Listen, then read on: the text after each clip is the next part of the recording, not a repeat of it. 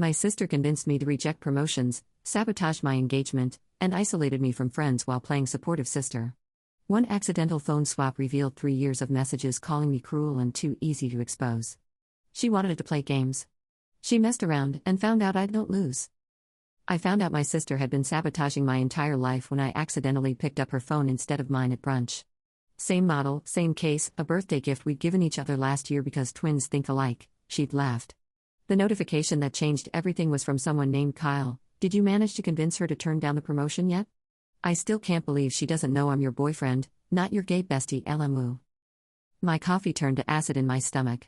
I stood there in her kitchen, holding her phone, while she hummed in the bathroom, touching up her makeup. The same sister who'd held my hand through my depression. The same sister who'd convinced me I wasn't ready for that promotion, that I'd be overwhelmed. The same sister whose gay best friend Kyle had been oddly flirty at her birthday party. I did what anyone would do. I scrolled up. 3 years. 3 years of messages meticulously documenting how she'd been dismantling my life piece by piece. My ex-fiancé James? She'd sent him edited screenshots of fake conversations where I was cheating. The dream job I didn't get last year? She'd called them pretending to be me, withdrawing my application. The friends who slowly stopped calling? She told them I'd been saying horrible things about them behind their backs. But the worst part, the part that made me grip the counter to stay standing, was how she talked about me. She's so cruel, she actually thanked me for talking her out of the promotion. God, watching her cry about James was almost too easy. Mom always loved her more, but who's the successful one now? My beautiful, successful sister. The one everyone said I was lucky to have. The one who'd moved back to town to be closer to family, but really, I could see it now, to have a front row seat to my destruction. 27 years. We'd shared a womb. First days of school. First heartbreaks. She was my maid of honor before the wedding got called off. I'd named her as my emergency contact, my beneficiary, my person. How do you reconcile that with someone who's been feeding on your misery like a parasite? The bathroom door opened. She emerged, perfect as always, her smile bright until she saw me holding her phone. Oh. You grabbed mine by mistake. She reached for it, but something in my face stopped her. Just for a second, her mask slipped. And in that second, I saw it. The calculation. The moment she tried to figure out what I'd seen. Everything okay, Anna? She asked, her voice carefully neutral. I handed her the phone. Yeah. Kyle texted you. She glanced at the screen. I watched her read it, watched her realize what I now knew. And then I watched her make a decision. Anna, I can explain. Don't. I picked up my purse, my real phone, my jacket. Calm. So calm it scared me. Just. Don't. You don't understand. I was trying to protect you. James wasn't good enough. That job would have exposed you. I know you better than anyone. No, I said quietly. You know how to hurt me better than anyone. There's a difference. She followed me to the door, talking faster now. About how Mom had always favored me. How everything came so easy to me. How unfair it was that I was prettier, smarter, more likable. How she just wanted to level the playing field. I stopped at the door and turned back. She was crying now. Beautiful, perfect tears that would have worked on me just yesterday. You know what the saddest part is, Sophia? I never knew we were competing. I just thought we were sisters. I left her there and drove home in silence. No music. No crying. Just the sound of my breathing and the weight of 3 years of stolen life. By the time I pulled into my driveway, I'd made my decision. She wanted to play games? Fine.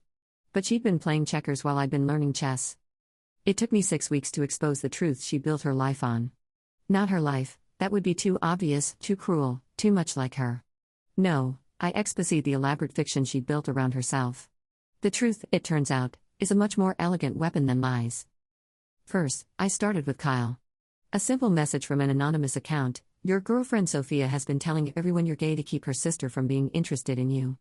Here's proof. Attached were her own messages, the ones where she laughed about the deception. Kyle, it turned out, had real feelings for her. Had been planning to propose. The ring he'd bought stayed in its box. Then came work. Sophia was a marketing director at a firm that prided itself on integrity and family values.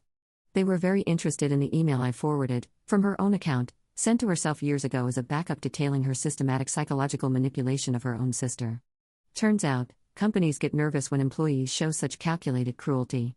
They started watching her closer. Found discrepancies. Small lies on her resume. Inflated performance metrics. Taking credit for others' work. But the masterpiece was our parents. I invited them for dinner. Just them and me. Made Mom's favorite lasagna. Opened Dad's preferred wine.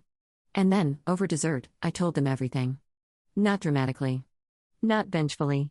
Just facts, with screenshots, recordings. Yes, I'd started recording our conversations after that day, and evidence. Mom didn't believe it at first. Sophia would never, she loves you. I know, I said. I thought so too. I showed them the message where she'd bragged about sabotaging my engagement. Mom had to excuse herself to throw up. Dad sat there, silent, aging 10 years in 10 minutes. We gave her everything, he whispered.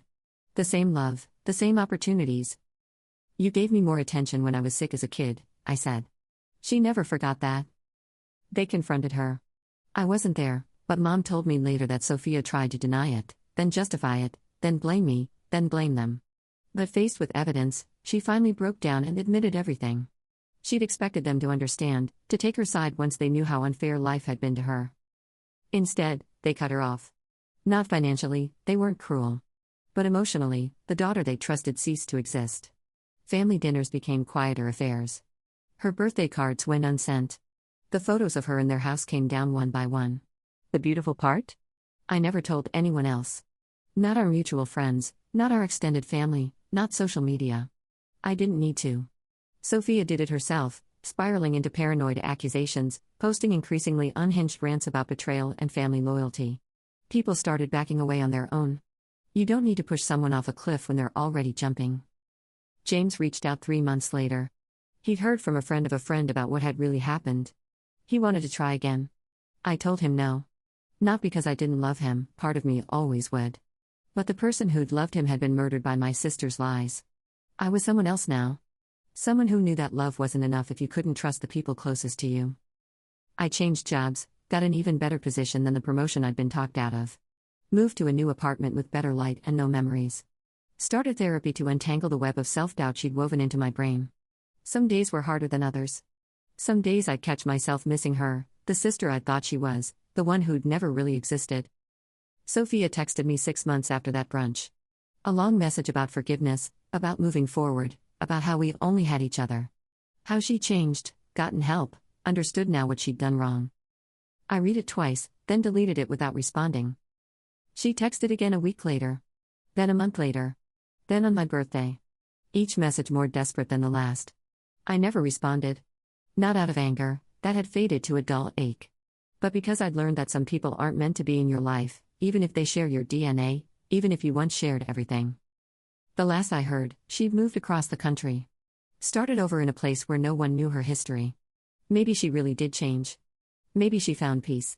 Maybe she learned to live without feeding on someone else's pain. Or maybe she just found a new victim.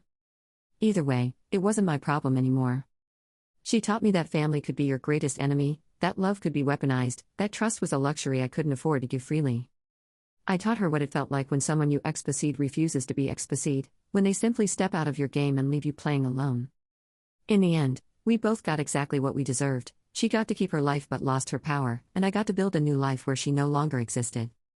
Sometimes the best closure isn't payback, it's peace. Walking away stronger than the person who tried to break you. It's becoming someone who can't be hurt by the same person twice.